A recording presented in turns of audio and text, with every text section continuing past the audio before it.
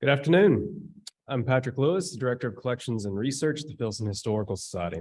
So glad that you've joined us both in person and virtually for the second lecture in our annual Filson Friday series. And thank you again for joining us for NAGPRA, the significance of repatriation. Our speaker, Kelly Hyberger, joined the Filson staff in January of this year and brings to us over 12 years of museum collections experience. Kelly's work has centered around decolonizing museum practice and the repatriation of Indigenous cultural heritage items. She earned master's degrees in history and teaching from the University of Louisville. I'll return to moderate questions after the presentation as time permits. If you have a question, come up to the microphone at the front of the room, or if you're joining us virtually, drop them in the chat. Please join me in welcoming Kelly Hyberger. Hello, good afternoon, and welcome to the Filson. Thank you for coming out this afternoon. Bear with me as I speak today. I've had a pretty bad head and chest cold this week, so I'm feeling much better now, but still, I'm just not sure how it's going to go. And I want to warn everybody before I get started that some of the content in this speech or lecture might be triggering or difficult for some people to hear. I'm going to talk about issues related to human remains, related to looting grave and cemetery sites, and related to racist practices in sciences and museum. I'm also going to show some images that are anatomical drawings of human remains, as well as one image of what appears to be human remains, but is in fact a forgery. So just so you know, those things will come up. Feel free to take a step out if you need a minute to process anything, or if you have questions about anything I'm showing today, ask them in the Q&A, or if you would rather, I can speak to you one-on-one after the end of the session. So just so everybody knows, the Native American Graves Protection and Repatriation Act is federal legislation. That means it's federal law that was passed in 1990 that provides a pathway for returning Indigenous human remains, funerary objects, sacred items, and objects of cultural patrimony back to the descendant communities. So to the descendants of the people whose ancestors we're talking about, or the people who made or created the items in question. At its core, NAGPRA is a human rights issue. It is considered human rights legislation. It's not necessarily about recognizing the right of Indigenous people to reclaim their ancestors or objects. It's about recognizing the inherent right and authority they had over those objects and individuals in the first place. So recognizing their inherent right to care for their own cultural items, their inherent right to care for their own deceased ancestors, and their inherent right to have a say in how other institutions will handle and treat those individuals and belongings. NAGPRA exists as well to protect against the practice of removing human remains and cultural items from graves and from communities. These items had been taken by collectors and scientists who, from their point of view, were well-intentioned. They had been taken for decades to be stored, studied, preserved, and displayed in the name of science and education. And the process of practicing and understanding NAGPRA also brings to light some of the questionable collecting practices that happened over the last century and a half here in the United States when it comes to the ways and the pathways that these objects and bodies took to find themselves in museum collections. So like I said, the goal of NAGPRA is repatriation. The goal of NAGPRA is not to determine some sort of scientific truth. It's not to come up with some sort of definitive analysis on the evolution of Indigenous populations in this country. It is really about repatriation. It is about returning individual remains and objects back to their community. So the reason that NAGPRA exists is due to Indigenous grassroots movements for decades. Indigenous communities put forth social justice initiatives to push for these changes, to push for this legislation. And without Indigenous activism, it might never have happened. For decades, Native American communities asserted their rights and their interests in being able to manage their own cultural heritage, manage and control their own cultural resource items, and manage and control their own ancestors. And it's through their advocacy that Congress ultimately responded and recognized the social justice issues and passed NAGPRA legislation. And when we think about NAGPRA and we think about the return of human remains in particular, we need to think about how many of us in this room are not faced with these same problems. Once our ancestors are interred, once they've passed away and they've been laid to rest, we can exist comfortably knowing that their remains are more or less going to be left undisturbed. In the event that cemeteries need to be moved or relocated, which does happen, it's often done with the utmost respect and dignity to those individuals. Individuals are quickly disinterred, treated respectfully, and reinterred. But for many Indigenous people in this country, that is not true for them. Until the passage of NAGPRA, and even since with the remains that still have not been repatriated, Indigenous people cannot rest knowing that their ancestors are at peace. In total, right now, there have been 199,993 human remains in museums and universities reported to National NAGPRA. So these are the numbers that we know about. Experts in the field think that the number of human remains currently existing in museums, collecting institutions, universities is probably, in fact, somewhere closer to 500,000.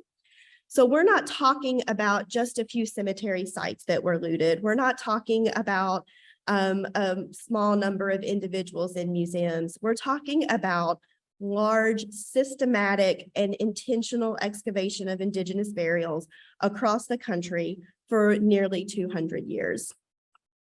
Estimates also put the number of funerary objects associated to those individuals that are currently in U.S. museums at a number of somewhere around 1 million. So there are nearly, possibly as many as 500,000 individuals and 1 million funerary objects that are still in museums, despite the fact that we're more than 30 years past the passage of NAGPRA. And I think a lot of people are often really astounded by these numbers. I don't think people realize exactly how pervasive these collecting practices really were for decades and centuries. So I'm going to spend a little bit of time today looking specifically at the sort of complex history that fueled this collecting frenzy of Indigenous bodies and belongings. NAGPRA has sections that reply to inadvertent discoveries of Indigenous remains on federal property today, what happens if you come across a burial site while you're working on some type of construction project. I'm not going to talk about that today. That's not really my area of expertise. I'm primarily going to focus on human remains. I'm going to touch upon sacred items and objects of cultural patrimony. But again, since we only have 50 minutes together, I've decided today to focus almost exclusively on the ancestors, because I believe, and many Indigenous communities believe, that that is the area that is sort of the most egregious ethical violation that's happening in institutions today. So why are there so many Indigenous human remains in museums? There's a really complex history of collecting fueled by a mix of scientific racism, ethnocentrism, that is used to justify decades of grave robbing and Indigenous burials in cemeteries. Starting around the Civil War and lasting through the early decades of the 20th century, collecting human skeletal remains was a common intellectual and social pursuit for many Americans. As a result, donations of human remains flowed into museums across the country. Many institutions also pursued more systematic collecting practices by removing remains from cemetery or archaeological site. Believing that there was something to learn from the process of collecting, studying, and analyzing skeletal remains, museums and universities ultimately became engaged in a collecting frenzy, with each institution seeking to outdo the others on the merits of their scientific collecting. Fueling this frenzy, as I've mentioned, were complicated ideas about race and the history of humankind. These questions were being asked by physicians, scientists, and curators, and they believed that skeletal remains held the secret key for understanding complex concepts of human origins. Medical doctors, anthropologists, and other scientists also believed that the perceived characteristics of people, such as intelligence, compassion, suitability for physical labor, could be measured, quantified, and ranked based on corresponding physical characteristics of the skeletal anatomy, primarily the human cranium. At the same time that this sort of scientific racist analysis of bone is happening, historians are also under the belief that Native Americans are a distinct and soon to be vanishing race. So they were working oftentimes under the assumptions that by collecting and preserving, they were going to be holding something for future generations that would not exist without their efforts. So they were saving this for future generations of people.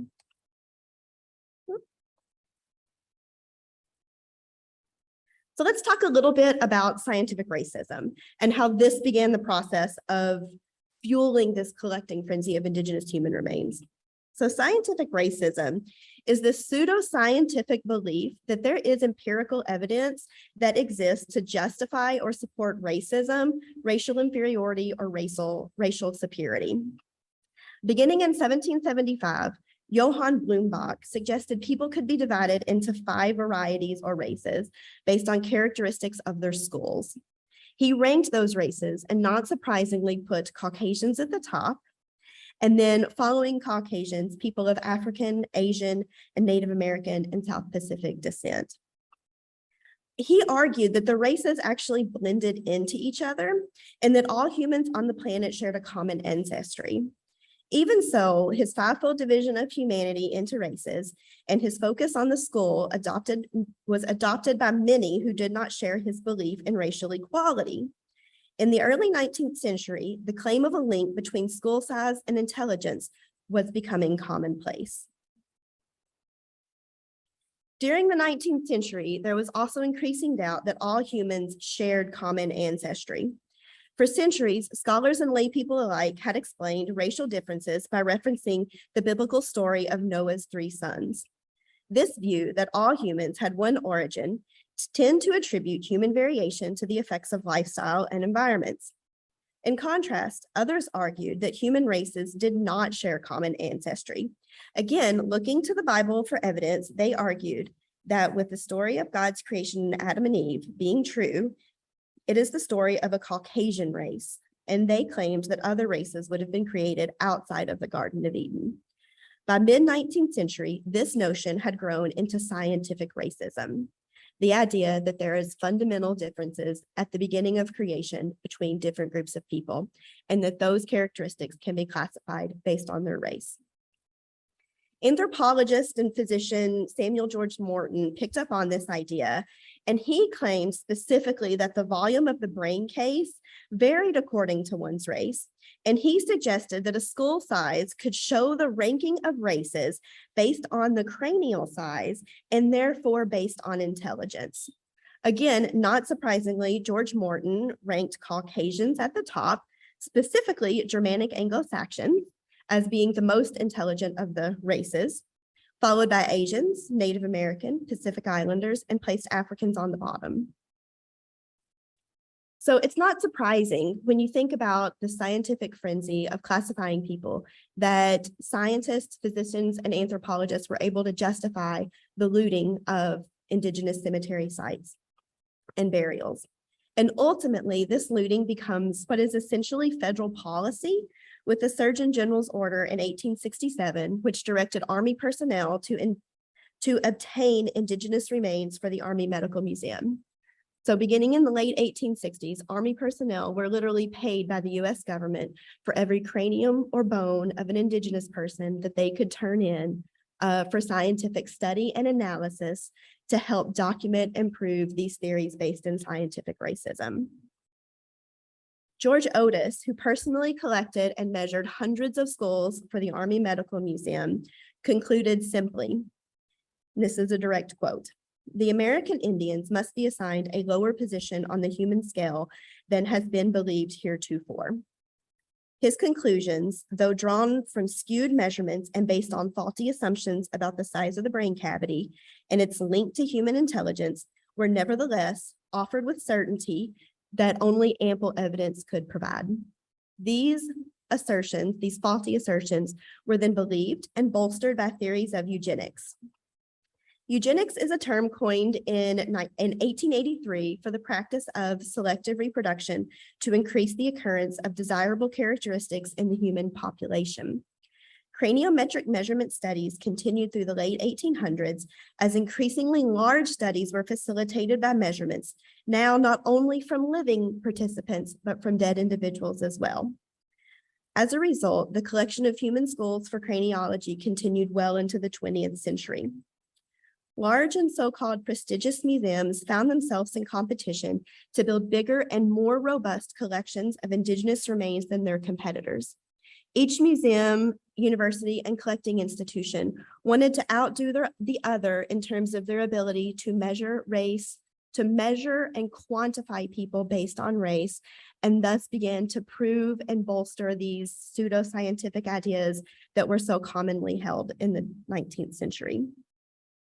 As a result, especially the collection of human craniums became pervasive, widespread, and a common socially acceptable practice among not only physicians, doctors, and anthropologists, but also among lay people, people that we've come to call amateur archaeologists, who find themselves going out into the field in their neighborhood or places that they might visit and intentionally looking for Indigenous grave sites that they can loot because it became socially acceptable for them to disinter remains and socially acceptable for them to take those remains and individuals and donate them to museums. That idea of the social acceptability of taking Indigenous remains when the same practice is not being done to colonial pioneer cemeteries. It's not being done to Western white cemeteries. It's not being done in so-called Christian cemeteries, is really founded in this Eurocentric practice. Eurocentrism is a view of the world that considers Europe and Europeans as focal to world culture and puts their interests and objectives ahead of all other interests and objectives. So in a Eurocentric view, it was justifiable to people collecting Indigenous remains that they could collect these remains of other people because it fit within their interests and their objectives, which were scientific research.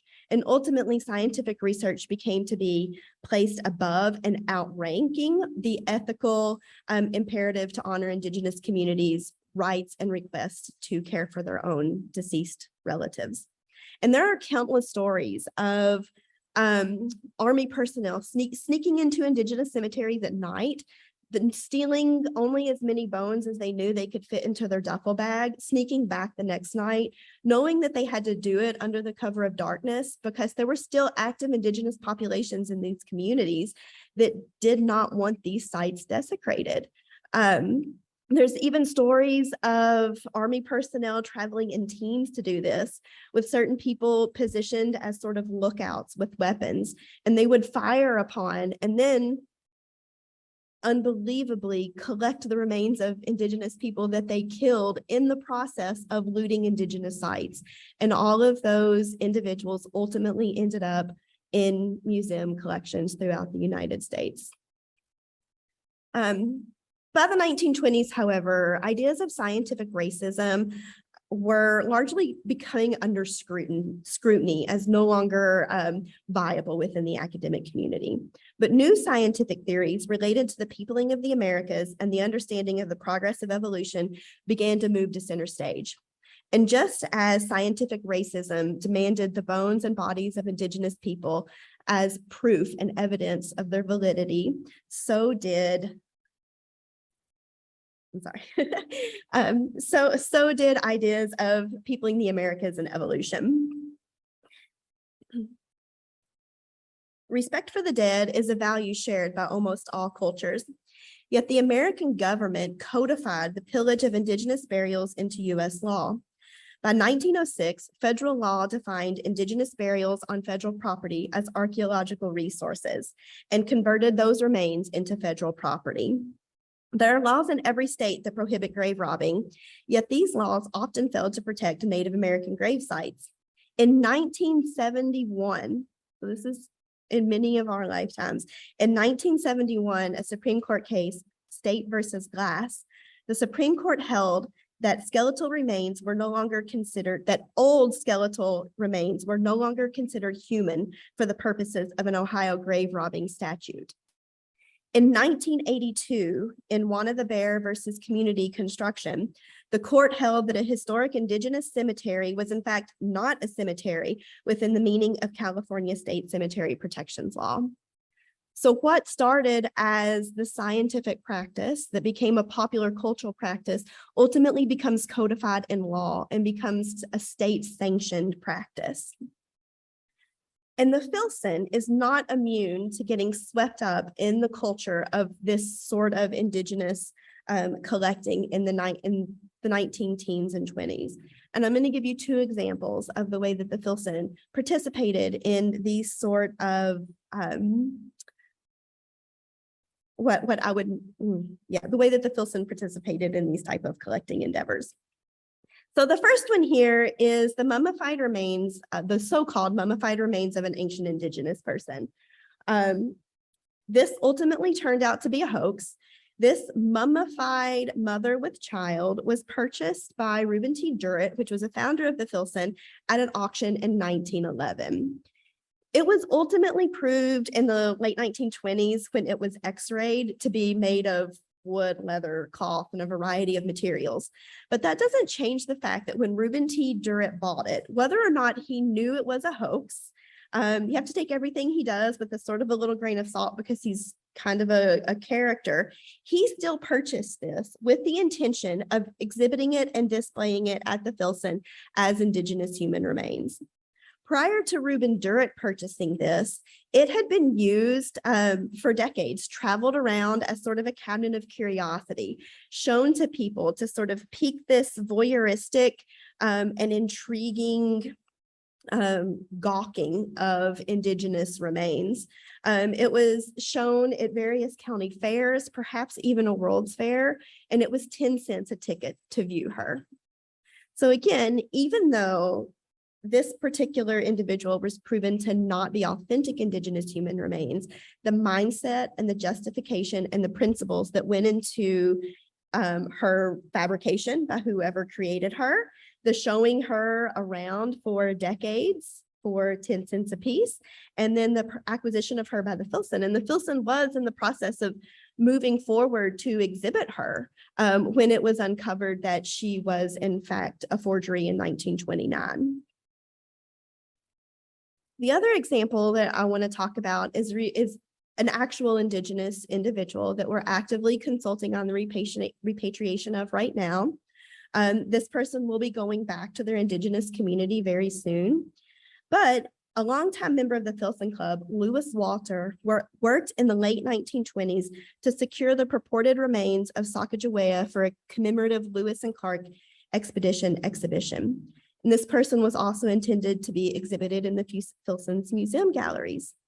There's no evidence to support that this individual is Sacagawea, and there's no evidence that I've been able to find in our files either that we were ever moved forward with the physical display of her. I cannot say whether we did or not, but nonetheless, we participated by accepting this individual into our collection.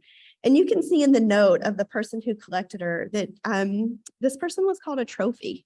And this kind of language is not uncommon when you look back at the way that Indigenous remains were treated by museums and institutions in the 1920s and 30s.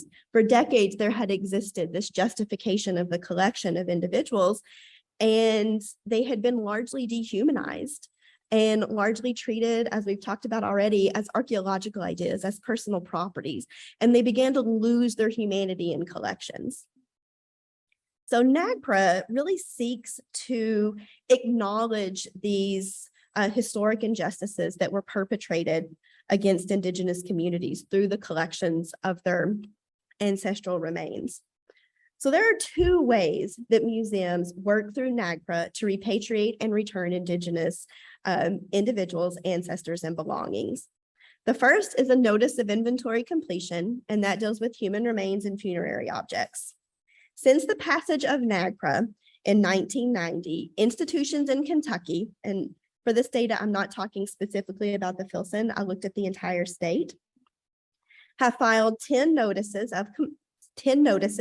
and have repatriated 170 ancestral remains and 521 associated funerary objects. Institutions in Kentucky have only filed 3 notices of intent to repatriate. Those are the notices that return sacred items and objects of cultural patrimony, and they have repatriated 29 unassociated funerary objects. In the state of Kentucky, thus far in 30 years, no institution has repatriated a single sacred item or a single object of cultural patrimony.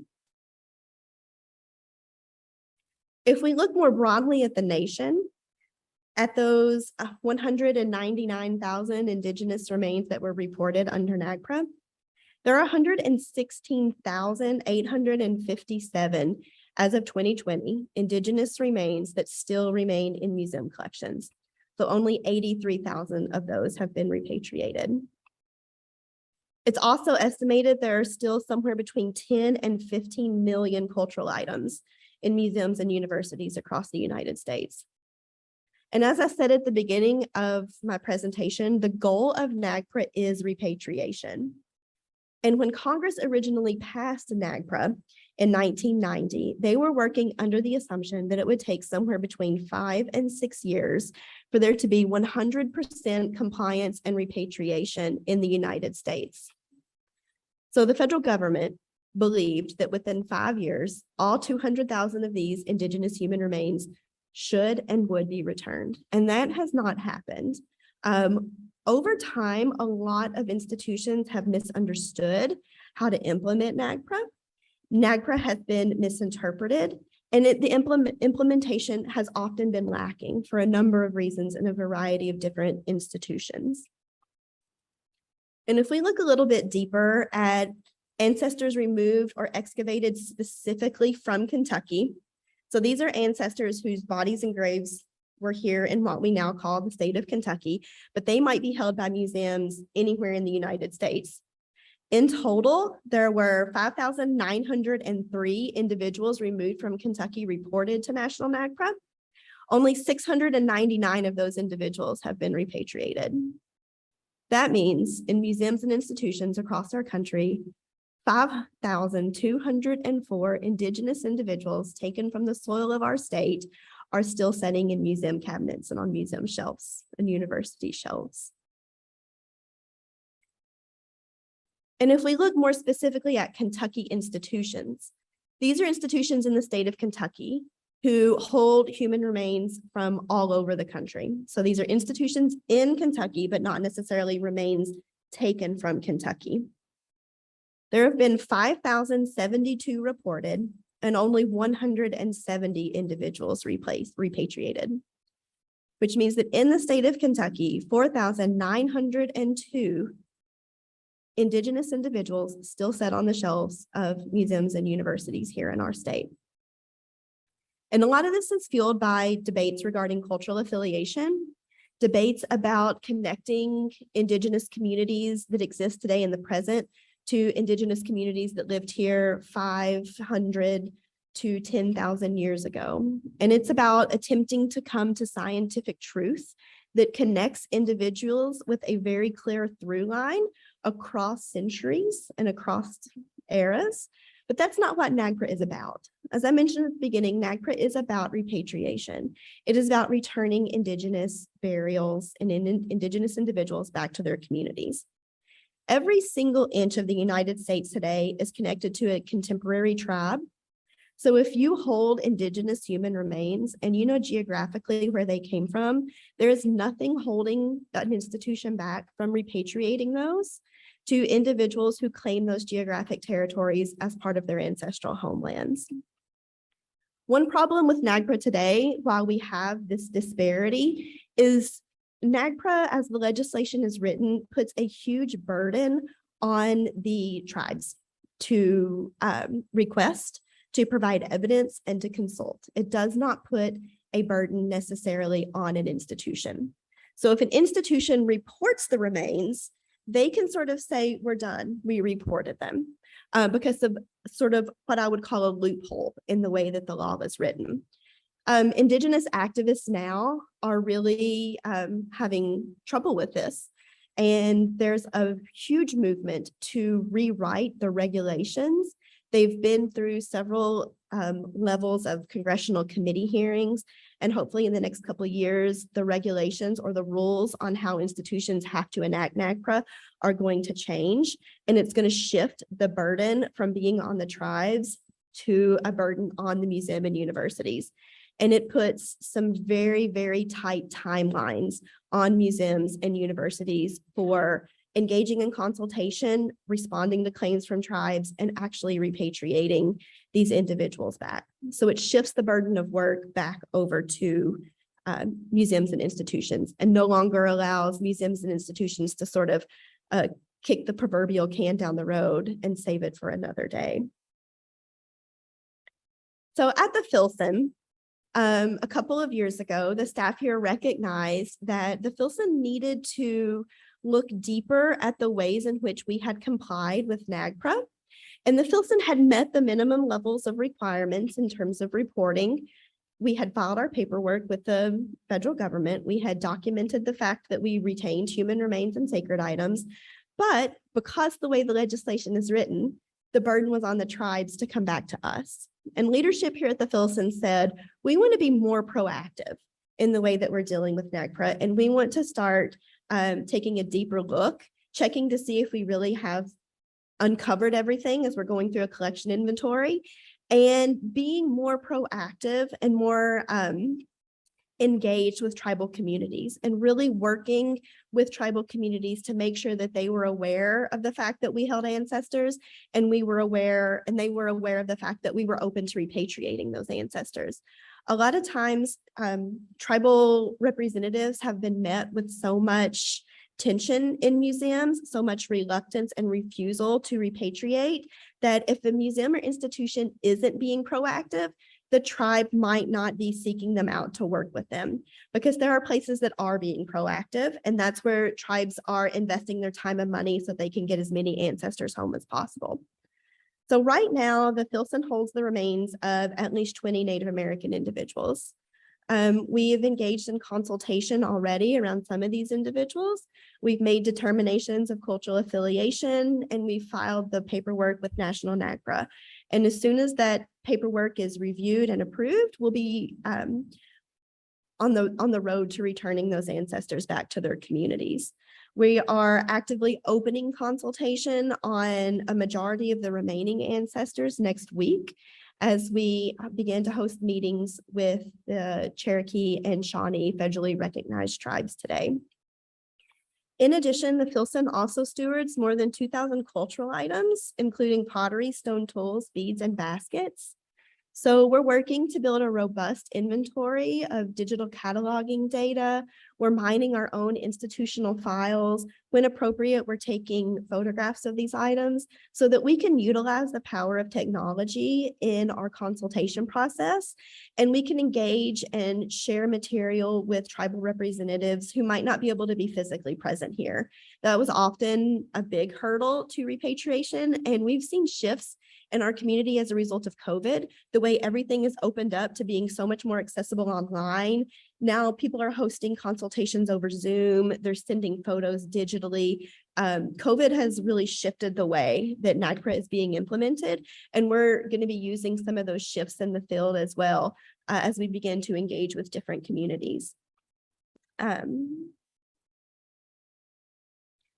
So our commitment to NAGPRA does not mean that the Filson will not steward or tell the stories of Indigenous people and hold Indigenous objects.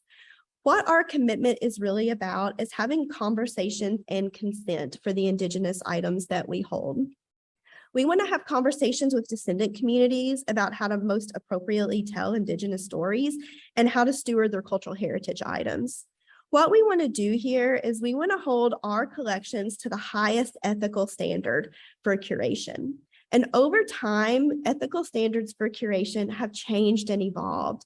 Ethical standards that existed in place in the 19-teens and 20s when we were building our museum collections evolved over the last century. So we're evolving our practice and our curation methodologies to be in line with those ethical values of today. And we also want to seek consent from Indigenous communities for the continued stewardship of their cultural heritage objects. So if an Indigenous community wants to make a claim for something as being sacred under NAGPRA, we're going to take that claim seriously, and we're going to do what we can to vet and honor that claim for them. We want to build strong, positive relationships with Indigenous communities, and we're already starting to see that flourish under the bit of work that we've been able to do in the last 6 months. We've recently acquired a piece of contemporary pottery by a Cherokee artist that's going to be going on exhibit very soon. As I'm visiting the Eastern Band of Cherokee next week, and I'm going to talk to them about some permissions for exhibiting and utilizing other parts of our collection and educational programming. So together we're going to work and hopefully build a more robust and more engaging interpretation of Indigenous materials than what we could have built on our own without their input. And then when we think about the issues of NAGPRA, I wanted to just sort of leave you guys with a couple of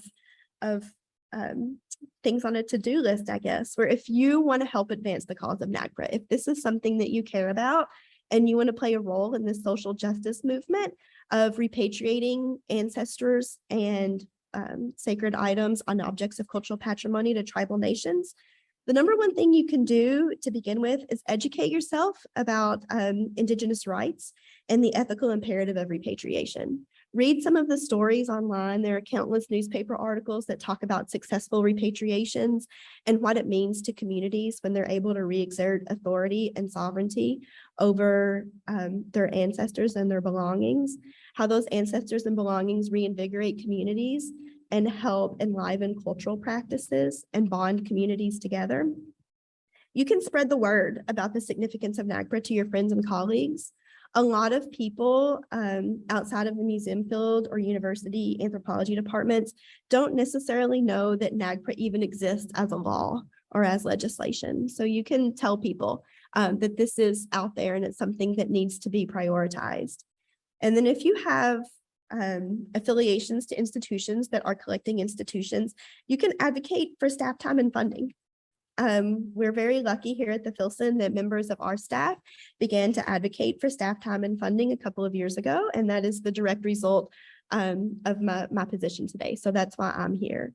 And if we advocate for this type of work at other places, we can take that number, that disproportionate number of ancestors repatriated from Kentucky and flip it upside down over the next few years.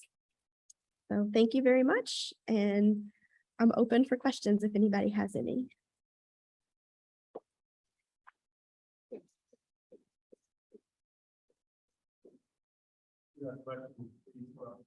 And ask them. We do have a couple from the Zoom chat that I'll start us off with. Given that NAGPRA is federal law, are federal institutions more effective at reporting Indigenous holdings than state organizations? Do we have any stats on how that might break down? The data exists theoretically. You just have to do the manual labor of compiling it as so on the NAGPRA website. So that is something that we could get at if you know there was time. And you can go to the National NAGPRA. All of the numbers that I reported today are a matter of public record. You can look at them through the National NAGPRA website through the databases function. In my personal experience, I haven't found that federal institutions tend to be any more or less responsive to reporting NAGPRA. A lot of times with federal institutions, they don't necessarily hold the Indigenous human remains and resources on site. They're often at repository institutions. So it becomes difficult in terms of clear title of ownership and sorting out which organization owns and is responsible for repatriation of which ancestors and items. And I know that can sometimes slow things down with federal collections. Thank you. Specifically in regard to the Filson and consent from the current descendants of Native American people, what if the current descendants do not consent to the continued exhibition? Then we would work with them to find out what they would advise as the next steps. Why are that we would want to know as much as they're willing to share, why would they not be consenting? In my experience, Most of the time when a tribal nation is not consenting, it is because an object is considered sacred, funerary, or cultural patrimony.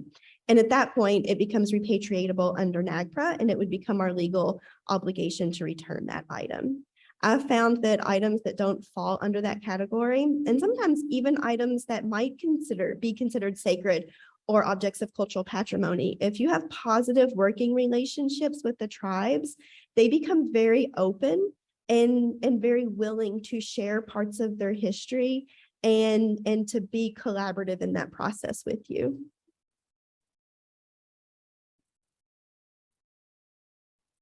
Another question from the Zoom, and please bring your own up to the mic here.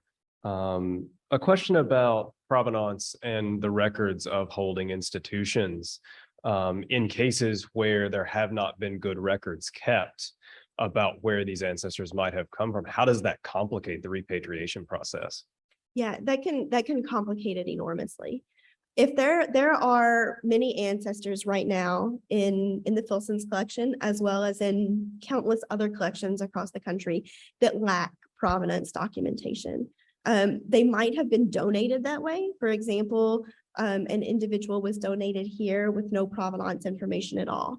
So through no fault of any former Filson staff, we just don't have that info. It wasn't available when the individual was donated in 1913, and subsequently here we are now over 100 years later, and it still just doesn't exist. What you can do in those cases, there are still pathways. If you know that the individual is Indigenous, there are still pathways to engage in consultation, most often with the descendant communities whose homeland your institution resides on. So the Filson resides on the ancestral territory of a number of tribes, particularly the Shawnee and the Cherokee. Chickasaw, Osage, and a number of other communities and tribal nations also have claims to Kentucky. So what the Filson will do is begin to consult with those individuals.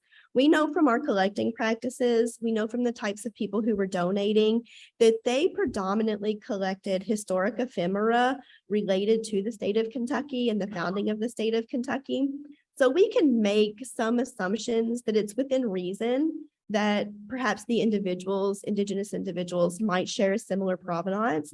And you just have to be open with the tribes, tell them what you know, tell them what you don't know, and work together. At its core, NAGPRA is really about collaboration and working together to find solutions for repatriation. Kelly, thank you so much. As your colleague, I'm just so grateful for the opportunity to learn from you. And I want to thank you for being willing to come here and do this work, even knowing that, like replying to resources, this was a grant that we got, and it's by no means an assured future. So I'd be really curious to hear any further comments that you have for people about the question of resources and how we work together to allocate money, both to tribal communities and to institutions to bridge this gap. And I guess another thing I would be curious to hear about, if it's not too personal, is what's it like when you initiate contact to a community? Because I feel like you're kind of calling to deliver potentially traumatizing information. What are those conversations like, and what do they feel like? I'll start with that one. The conversations that I have with tribal communities when I sat down to share with them institutional history related to the way that Indigenous ancestors have been stewarded and treated over decades is often very difficult and very painful. I get very nervous going into it because I know as an individual, I'm not responsible. I did not, as a person, disinter the remain and bring it in to my institution, but I am the face of the legacy that did. I am the face of the collecting practice in the institution that sanctioned and justified the looting of the ancestral remains or burial goods. I, so far at the Filson, haven't had to engage in a lot of particularly difficult conversations. In my previous position, I had to deal with a lot of I was often bringing trauma into already traumatized communities. And it can be very difficult to have to sit down and explain a history of scientific research, a history of desecrating bones and individuals for DNA testing, and to be the one that sits there and tells a community. I believe very firmly that in NAGPRA, you have to be 100% honest at all times, even if it's not something you're proud of, even if it's something that's painful to talk about, embarrassing or shameful to talk about. We're not going to build better relationships. We're not going to affect positive social change unless we can be honest about the things that institutions have done in the past. So it's very difficult and it can weigh on you very heavily, and it's challenging. And it's very hard to know that you're hurting people. In an effort to help, you are still hurting. As far as funding, I think museums and universities in particular have to recognize NAGPRA as a fundamental hard money component of the work that we do. The collections, the Filson's holdings are very small, but it's still going to take several years to get through everything. And the partnerships that we build will hopefully continue to bridge and carry us through decades worth of interpretation. At universities, sometimes that hold 5, 10, even 30,000 individuals at some universities, that has to be funded as a permanent line on an institutional budget. A permanent staff person who carries the same weight and same measure and merit as a curator of prints, drawings, whatever it may be. So we have to stop treating NAGPRA like a little thing that can get ticked off of a to-do list in 6 months, because it is long work, it is difficult work, and it has to have time and buy-in from an institution to be done effectively. Got another really interesting question from a Zoom viewer asking about personal collections. If an individual holds collections that they believe to have come from an indigenous community, what is their responsibilities? What are their resources where they can go to find out more provenance? Where should an individual head? Yeah, so individuals are not subject to NAGPRA. NAGPRA is about institutions that hold Indigenous collections and receive federal funding. So anything could be considered a museum under NAGPRA if you've received federal funding, a city government, a public school, but individual people are not subject to NAGPRA. That doesn't mean that individual people shouldn't also work to meet the ethical standards of holding objects created by Indigenous communities. So if individual people hold things or find things, if you find human remains, which, I mean, I can tell you guys a story. In my last position, I got a box in the mail one day and I went and opened it up, and inside of it was Indigenous human remains with an anonymous note that said, "I found these on a hike. I knew I shouldn't just leave it. I didn't know what to do." And they mailed it to me with the note, "Please return to a tribe." That is problematic because I don't really know where the individual came from. I then have to move that individual through the NAGPRA process, which by virtue of the paperwork and the bureaucracy of the federal government alone, it can take a couple of years just to move through all of the stages of a repatriation. An individual person, if you are ever out hiking and you find something, it's best to, if you find human remains, call the coroner, they can help. Or if you find arrowheads, things like that, call your local state archaeology department and let them know that you found something. A lot of times archaeologists are aware of sites. They will help protect things.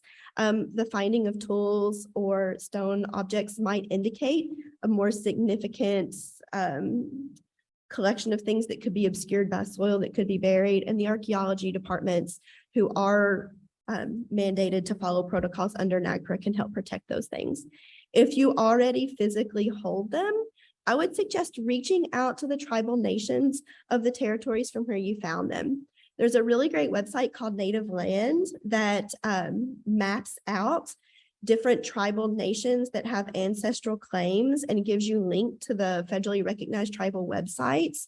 You can look and you can call and talk to those tribal cultural heritage officers and find out if those are items that the tribal nation is interested in having returned to them. So I would always recommend starting with talking to tribal cultural heritage officers, even if you're just a person out in the field. If you have trouble knowing how to start with that, you're welcome to shoot me an email and I'll talk to you about what it is that you hold and try to help you come up with the best and most ethical path forward for how you should handle it. Got another really interesting question about the origins of the NAGPRA legislation. Was there any one event that caused Congress to ask? Was it a sort of a series of lobbying conversations that evolved over time? How did we come to have this law? It is very, very multifaceted, and it is almost all attributed to Indigenous grassroots activism. And there are multiple Indigenous communities working in the 60s, 70s, really heavily in the 80s to repatriate and return Indigenous human remains before NAGPRA. And there are a number of ancestors that were returned by institutions prior to NAGPRA. There's some really specific cases coming out of Alaska and I think like New York State that involve the repatriation of several thousand ancestors where Indigenous communities pushed and protested and were activated for years demanding that these ancestors be returned. And ultimately through that, the larger community started to recognize that this is an injustice. So again, NAGPRA isn't about scientific certainty. NAGPRA is not science, and cultural affiliation under NAGPRA is not meant to be the same as cultural affiliation in an archaeological or anthropological sense. There are many, many lines of evidence that can be used to establish cultural affiliation through NAGPRA. DNA is perhaps one line of evidence. Geographic location is another line of evidence. Tribal oral tradition is a really important line of evidence. Looking at geographic, oral tradition, DNA, cultural items that might be found in the vicinity, and is there any shared characteristics to cultural items of communities today? There are potentially dozens of avenues of affiliation, DNA of which being only one. And just because there's not necessarily a DNA connection doesn't mean that other forms of connection might not also exist. So there not being a direct DNA line doesn't preclude affiliation to a tribe because they could still be affiliated based on the geographic location or cultural practices. So it's just one component of a much larger process of deciding who to return an Indigenous ancestor to. I think you might be talking about the remains of, are you talking about the remains of Kennewick Man in the Pacific Northwest? Specifically on the West Coast, there are very, very old remains, sometimes 8, 9, 10,000 years old. And the question becomes for the scientific community at that point is, can we make a connection? Can we understand the way that the Americas were first peopled, the way that different groups of people might have migrated into and out of different areas of what is now the United States? And can we form a single linear connection that spans 12,000 years ago to when this person might have lived to present day Kumeyaay individuals in the southwest of California? And what NAGPRA needs is, like I said, just a connection. That connection can be torn, it can be looped, it can be broken. It doesn't have to document this straight linear form that science demands. And a lot of times that demand for science feeds back in to some of the things we were talking about happening in the 1910s and 20s in terms of prioritizing a Eurocentric view of needing to hold Indigenous remains for the sake of research and the sake of being able to gain a better understanding of this process of the peopling of the Americas, as opposed to prioritizing the inherent human right to be left at rest once you've been interred. So right now, there are civil penalties for not conforming to NAGPRA. They are very frequently, if ever, applied to institutions because there are those loopholes I mentioned in the laws that really put the burden on tribes. So the new regulations are working to close those loopholes and strengthen the civil penalty process.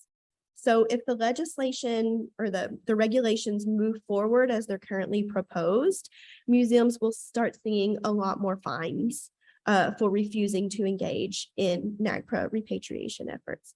And recently, National NAGPRA, for the first time, has now hired a full-time claims investigator. So institutions, anybody can file a NAGPRA non-compliance claim anonymously with the federal government. Up until pretty recently, a lot of people felt like they went into a vacuum, that you would file claims. There are certain institutions that just don't seem to repatriate, and claims would be filed, and there seemed to be nothing ever happening. But now there is an investigator. So there's some optimism from Indigenous activists that that is going to help push museums and universities to adhere more to the spirit of NAGPRA, the goal of NAGPRA, which is repatriation, and let go of those loopholes that's allowing them to sort of hold ancestral remains and items. Well, unfortunately, that's the end of the time that we have for this presentation. Can we get another hand for Kelly Hyberger?